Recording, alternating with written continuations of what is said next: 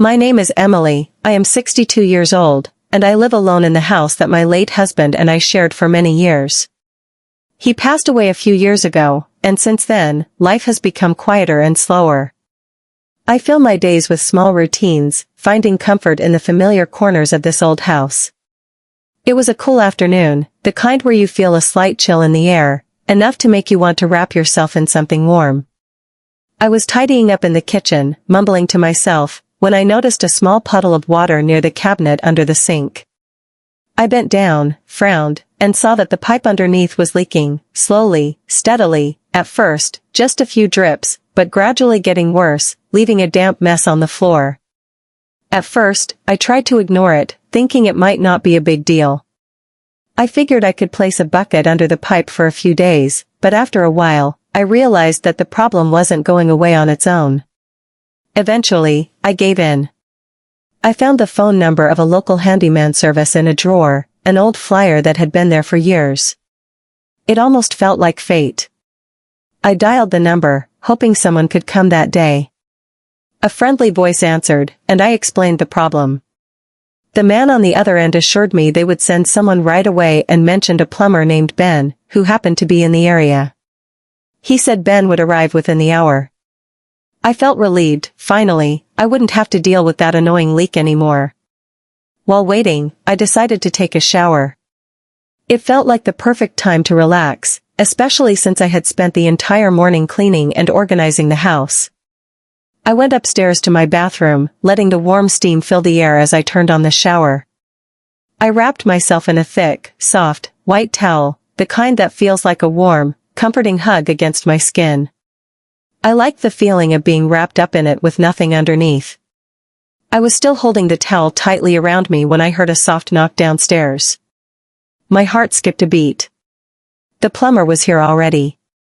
I hadn't expected him to arrive so quickly, and for a moment, I panicked. I looked down at myself, still wrapped in the towel, and considered rushing to get dressed, but then I brushed the thought away. He was just here to fix the leak. I could handle a brief interaction without making a fuss. So, I went downstairs, still wrapped in my towel, and opened the door. Standing there was a tall, young man, probably in his early 30s, with a relaxed yet confident appearance. His eyes were bright and friendly, and he had a gentle smile that put me at ease immediately. He wore simple work clothes, worn-out jeans, a plain shirt, and sturdy boots, with a tool bag slung over one shoulder. "Hi, I'm Ben," he said, his deep voice warm. His smile widened slightly as he introduced himself. "Hello, Ben," I replied, trying to keep my voice steady. "Thank you for coming so quickly." "No problem," he said with a nod. "They told me you've got a leak under the sink." I led him to the kitchen, my bare feet lightly touching the floor, still feeling the warmth of the towel wrapped around me. I pointed to the cabinet under the sink, and Ben crouched down to inspect the pipes. He opened his tool bag, took out a wrench and a flashlight, and got to work, tightening and adjusting everything with skilled hands. As he worked, I stood nearby, leaning against the kitchen counter, quietly watching him. I couldn't help but notice how strong and sure his hands were as he tightened and adjusted each part. There was a calm focus about him, and I found myself drawn to it, almost mesmerized. At one point, he looked up, and our eyes met for a brief moment. I saw something in his expression, a spark, a hint of surprise, maybe even curiosity. It was as if he hadn't really noticed me before, but now that he had, he couldn't look away. Both of us froze for a second, just staring at each other. I felt my cheeks grow warm as he took in the sight of me, wrapped only in a towel. He seemed momentarily speechless, and I found myself feeling both shy and exhilarated. His gaze lingered, traveling slowly from my face down to the towel, as if he was seeing something unexpected, something beautiful. He slowly rose from where he had been kneeling, now standing just a few steps away. My heart pounded, and I realized he was breathing a little deeper too, as if he was just as affected as I was. The air between us changed, charged with something unspoken that we both understood but dared not name. His eyes lingered on my towel, his lips slightly parted as if he wanted to say something but wasn't sure what. He shifted his weight from one foot to the other before finally speaking. Are you okay, ma'am? His question startled me. The pipes, he added, his eyes searching mine. Do you want me to fix them? I blinked, confused. Of course, I said, flustered. Why wouldn't I? Because. He hesitated. I thought we were both thinking about something else. I blushed, realizing exactly what he meant. My breath caught in my throat as I saw the desire in his eyes. Maybe, I admitted, my voice barely a whisper. Then maybe we should do something about it, he murmured. A shiver of anticipation ran through me, and I felt myself being drawn toward him, almost unconsciously. I don't know who moved first, maybe him, maybe me, but before I knew it, we were standing so close that I could feel the heat radiating from his body. I could feel the roughness of his palm as he cupped my cheek, his fingers gently tracing my skin. Tell me if you want me to stop, he whispered, his warm breath brushing against my lips. Don't stop, I whispered back, tilting my head up to meet his gaze. I reached for him, and he did the same. Our fingers brushed against each other, and the touch sent a shiver down my spine. I found myself leaning into him, unable to stop. Then, his hand moved up, resting against my cheek, warm and steady. I leaned into it, closing my eyes for a moment. When I opened them, he was looking at me with a mixture of longing and tenderness that made my heart ache. Without another word, he leaned down, his lips meeting mine, soft and gentle at first, sending warmth spreading through my entire body. His kiss was hesitant, as if afraid of going too far, but I returned it with equal tenderness. As the moment stretched on, he pulled me closer, his chest pressing against mine. I clung to him, my arms and legs wrapping around him, my head resting against his shoulder. I spent the rest of the evening floating in a daze, replaying those moments in my mind. I couldn't believe it had really happened. And the funny thing was, I hadn't even asked for his phone number. It didn't seem necessary. We both knew we would see each other again. The next morning, as I went about my day, I couldn't shake the memory of Ben's touch, or the lingering warmth of his kiss. It was like a glow that stayed with me, lighting up even the simplest moments. I kept replaying everything, the way he looked at me, the strength of his hands, the softness of his lips against mine. It was a feeling I hadn't had in a long time, and it filled me with a kind of joy and excitement I hadn't expected. Days passed, and I wondered if that magical evening had been a one-time thing. I didn't know if I would see Ben again. Maybe it was best left as a beautiful memory. But a small part of me, deep down, hoped that he would come back, even though I had no reason to believe he would. And then, on a quiet afternoon, I heard a knock at the door. I opened it, and there he was. Ben stood on my doorstep, looking slightly shy but still smiling, that warm smile that had charmed me the first time.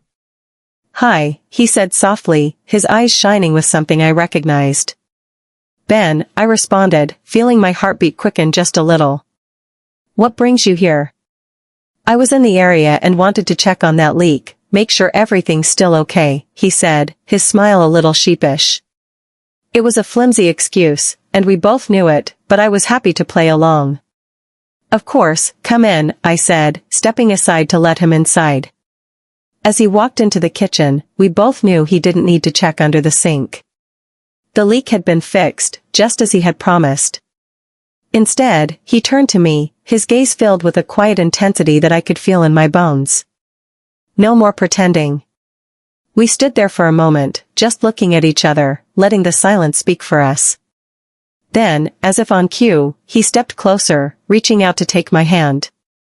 His touch was warm, familiar, and I felt the same rush from the first time we met, as if the days that had passed since our last encounter had only deepened the connection between us, making it even harder to resist. He lifted my hand to his lips, pressing a gentle kiss against my knuckles, and I felt my cheeks flush. His tenderness took my breath away, and I found myself smiling, feeling like a girl half my age. It was strange, this unexpected affection from someone so much younger, yet it felt natural, as if we were meant to find each other in this quiet corner of life. Ben looked at me, his eyes filled with kindness, and something more. A longing that mirrored my own. Without another word, he leaned in, and our lips met once again. At first, the kiss was soft and gentle, but it deepened, becoming more urgent. His arms wrapped around me, pulling me close, and I could feel the strength in his embrace, the steady rhythm of his heartbeat against mine. As we stood there, wrapped in each other's arms, I felt a kind of freedom I hadn't felt in years. Like stepping into a world where time didn't exist, where there were no worries or doubts, only the warmth of his touch, the comfort of his presence. After a moment, we pulled away, both of us slightly breathless, smiling shyly at each other. He brushed his thumb against my cheek, his touch featherlight, and for a moment, we just stood there, savoring the silence, the closeness. It was a kind of intimacy that didn't need words, a connection that spoke louder than any conversation could. From that day on, Ben would stop by from time to time. Sometimes, he'd offer small excuses, checking the pipes, looking at a loose cabinet door. Other times, he'd simply knock on my door without explanation, and I'd welcome him inside, my heart racing with excitement every time. We spent many afternoons together, sharing quiet moments, laughing over small things, simply enjoying each other's company. There was something so easy and natural about being with him. He made me feel alive, as if I had rediscovered a part of myself that I had long forgotten. One evening, as the sun set, filling the room with a golden glow, we sat together on the couch. My head rested against his shoulder, his fingers gently running through my hair. His touch was light, soothing, and I felt a deep sense of peace settle within me. "You know," he murmured softly, "I didn't expect this." "Me neither," I admitted, my voice barely more than a whisper. "But I'm glad it happened." He turned to look at me, his eyes filled with something warm, something that made my heart swell. And I felt it, that quiet sense of belonging I hadn't even realized I'd been missing. We sat there in silence, simply enjoying the closeness, the comfort of being together. Over time, our connection only grew stronger. Ben became more than just a visitor. He became a part of my life. Someone I looked forward to seeing. Someone who brought light and laughter into my days. We shared quiet mornings, lazy afternoons, and countless whispered secrets, building something unspoken but undeniably real. Some days, we'd take long walks, holding hands, talking about everything and nothing. He'd tell me stories about his work, his dreams, and I'd share pieces of my own life, memories from years gone by. We laughed. We talked. And sometimes, we just sat in silence, perfectly content to simply be together. Our time together was unexpected, a beautiful surprise that arrived in my life when I least expected it. Ben reminded me of the joy of being close to someone, the thrill of discovering a connection that defied age, defied expectations. He was like a spark that reignited warmth in my heart, a reminder that life still held surprises, that love could come in the most unexpected ways. And as the days turned into weeks, I knew that what we shared was something rare, something special. It wasn't about the future or making promises. It was about the present. About the joy of being with someone who made me feel truly alive. In the quiet moments with him, I realized that life is full of surprises. And sometimes, the most beautiful ones come when you least expect them. And as we held each other close, I felt at peace, knowing that I had found something precious, something to cherish, no matter what the future held.